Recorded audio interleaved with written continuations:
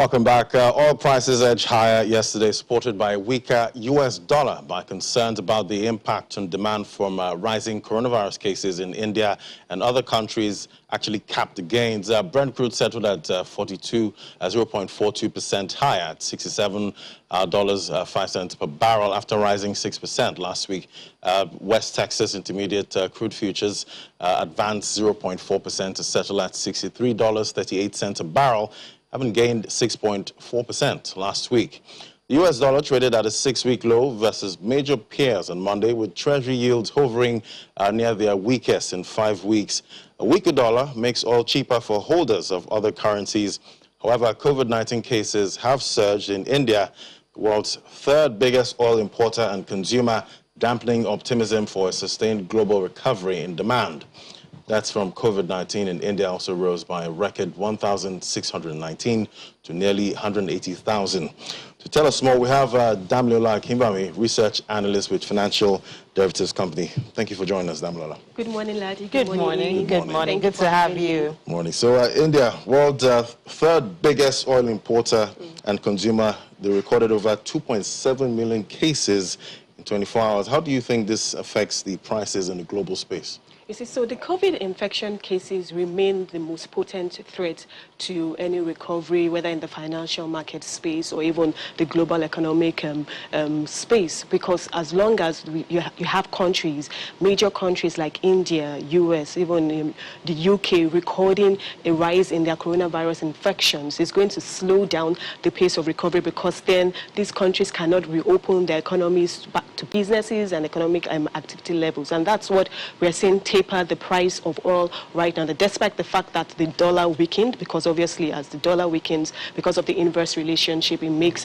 commodities that are priced in dollars cheaper to buy. But because India is recording a spike in its coronavirus cases, that is dampening oil prices, and it's going to continue. So even if we see oil prices trading around 67, 68, and bear in mind that in about 2 weeks roughly, OPEC plus the relaxation in their output cuts is going to kick in May for 3 months, so that you're going to have an increase in supply coupled with that rising increase in coronavirus cases, which is going to dampen demand. So it's going to weigh significantly on the global oil market. Pullbacks in other markets too. Do you think it's related to this too? Yeah, so other markets too are also pulling back. They're putting a hold on the use of some vaccines. We know of obviously what happened to Johnson & Johnson in the US, and even in Europe, they had stopped the use of the AstraZeneca vaccine for a while. So definitely, if more countries are stopping or putting a hold to the vaccination process, that is also going to slow down the pace of the demand recovery and to filter into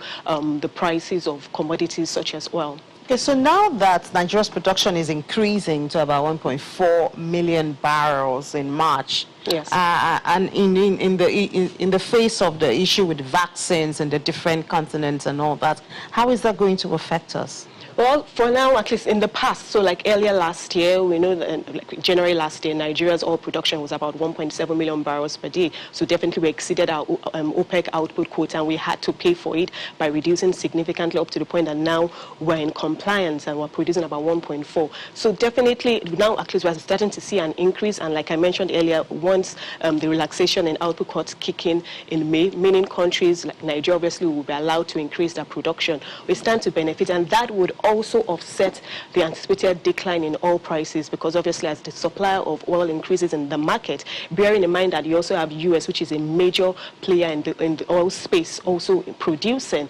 So definitely you are going to see a dampening effect on prices. But as long as Nigeria continues to produce more, that should offset the impact on revenues. Okay, but with all these challenges, can we see a price recovery, say, in the short term?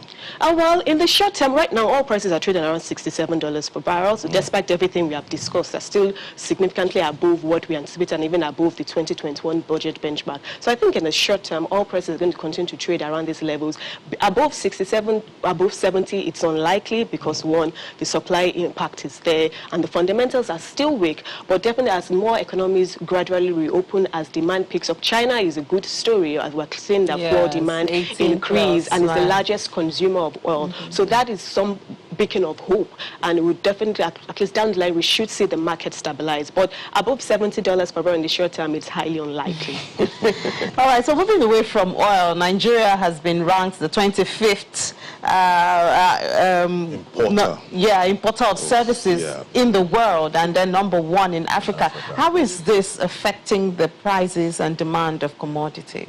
So for commodities, Nigeria is still a highly dependent, import-dependent country. So we import practically almost everything we consume. Even the oil that we produce, we import refined crude oil. So that's still a major issue for Nigeria, and it sense that because our currency is quite weak, the currency has weakened back, has lost about 3 to 4% in value so far in 2021, and that would continue to impact on commodity prices. And we know that the central bank is considering including wheat and sugar to its list of items that have been banned from Forex, at least from official sources. So the Forex impact on food commodities, on food inflation and on commodities is very significant, considering other factors that are affecting inflation. We know insecurity is there. We know the cost of electricity has increased. So logistics and supply issues, all these are filtering in. So if you have that, if you have a weaker currency, a weaker naira against other currencies, so it's significant for... And we're still dealing with the FX issue. We're still dealing with the FX issue. So for instance, if the CBN goes ahead to include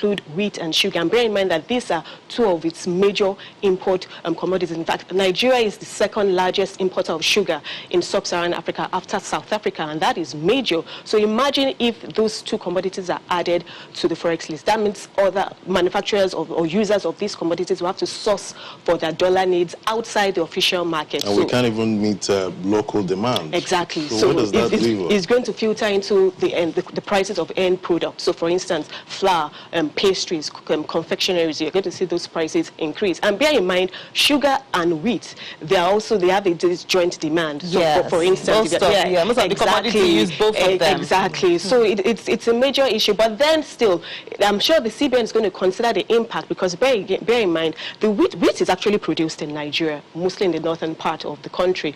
But the wheat that is produced in Nigeria is not the wheat that is used. What Nigeria uses for its bread and other things is the hard red winter wheat. But let's not forget that, I mean, the CBN is also saying that the whole essence of this is to encourage locals. I mean, we're talking of being the first, importation of services. Yes, why can't we produce and consume what we produce? So that's why I was bringing the point about the type of wheat that we grow in our country and the type of wheat, the quality of wheat that we use. We use the hard red winter wheat, and the quality is totally different from what we produce. And the taste buds of Nigerians are used to a particular type of wheat. So remember what happened when we were talking about cassava bread? Yes. Exactly, and you know how that panned out. So it's going to be very difficult to get consumers to switch away from a particular thing to the type of wheat that we grow. So it's about our mindset. Is that what we are saying? It's about the mindset. Can we change our taste bud? It's also because if it doesn't taste good, it's not going to be something that will be done overnight. That's the thing. So obviously you have to have substitutes. So what can you do to complement or offset the impact? This wheat that we're growing locally. Are there other options that we can use? Are there substitutes? Yes, to balance it. Take us through the domestic commodity price movement. Yeah, so right now we're seeing that a lot of commodities, if not all of them, have increased in price. So we're talking about pepper, tomatoes, flour, wheat, beans. They've all increased in price because, one, we've already talked about the insecurity and what have you. And now the Ramadan fast has started. So even also provisions, because what they use to break that fast, so you're talking about milk and things like that, have recorded an increase in price. Also, the security is a major issue because it's not just in the northern part of the country, it has spread further to the southwest and even to the east. And so now what we're seeing is that farmers can't even go to their farmlands, and we're in the planting season. So if you cannot even plant, what do you expect to harvest come Q3 when it's the harvest season? So it's a major issue, and that's why we're seeing commodity prices increase. And if these fundamental issues are not addressed, we know that the NNPC has said that there's unlikely to be any full price increase in May. But it's inevitable. I think we have to wait for the assurance every month. That's what we'll be doing for a couple of months. Exactly. Yes, I was was watching your news program. I was like, okay, so for May, for the next 1 month, no price increase. When is it going to happen? Because it's definitely going to happen. Now, factor that in also into what is going on. The Nigerian consumer is embattled with so many challenges, and consumer disposable income has not increased. As in, very few people have recorded an increase in salary. Even if you are being promoted and you record an increase in salary, the real value of what you are earning has depreciated because of the value of the naira. Okay, just before we let you go, I mean, we saw the revenue from the states released on Friday, and it dropped by 20 billion naira.